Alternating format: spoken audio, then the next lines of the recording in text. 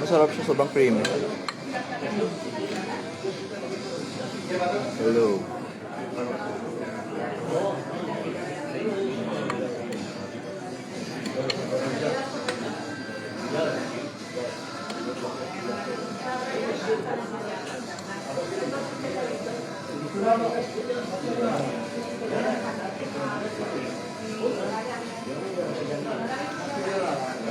Hello, Pas. Kain. Basta.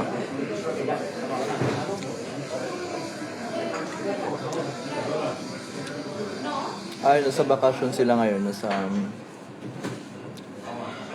Cadiz. Medyo malayo dito outside Madrid.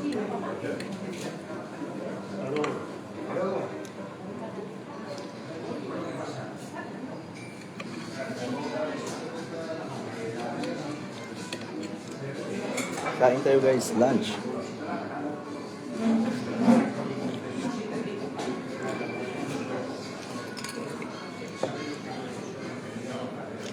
Um, 2 PM na dito sa Madrid. Ka-work ko. Sa trabaho pa pero nag-break lang ako. Hello po, lang Nancy.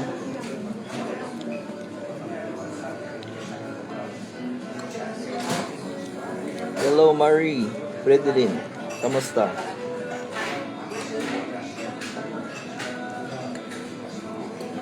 Minsan nagla-live din ako sa Facebook pag may time.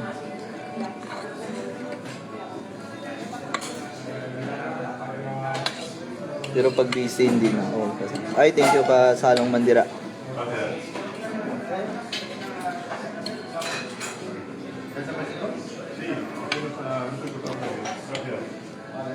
Hindi ko pa day off. Sabado Linggo may pasok ako. Weekend lang yung day off ko. Wednesday, Thursday. 5 days a week kami dito sa pag sa trabaho.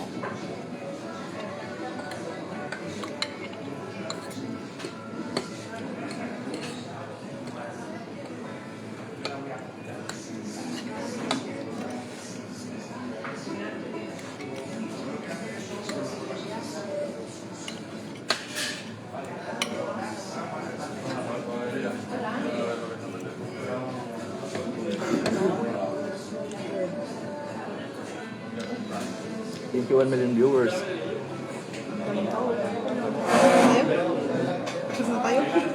Okay lang? Tapusin na lang natin.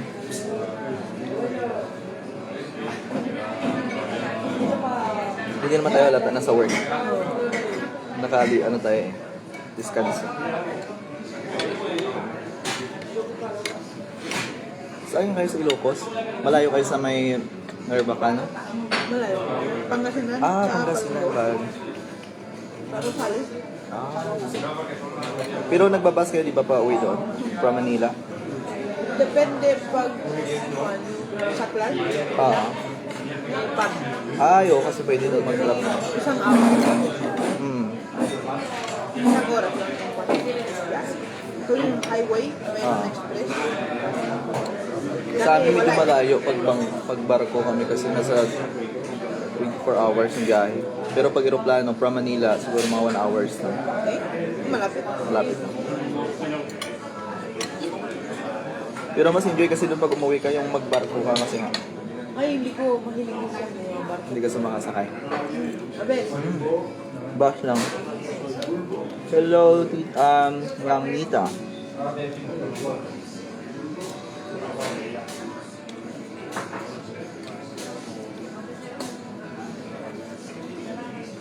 Pero nung nagbakasyon ka bata ka, paano time na no? Ma-18 ko yan, 18. Wow. Dito ka na talaga pinanganak na din sa Spain. Yung mga pag-alis yan sa Pilipinas. Pero grabe, ang galing mo mag-Tagalog, no? Tagalog at saka Ilocano na salita. Konti lang.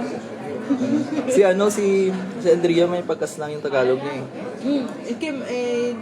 Yung Espanyol lang yung pag-usapan sa bahay nila. So, yung Tagalog, hindi. Yung Ilocano, alam niya. Pero may kapatid siya dito. Dalawa sila. Siya yung panganay. Panganay yung mas mayor, no? Wow, yung pa. Si. Bale. Natawa ako daw siya mag-Tagalog. Sabi ko pang Amerikana, ito na kasi yung may slang kasi yung yung Tagalog.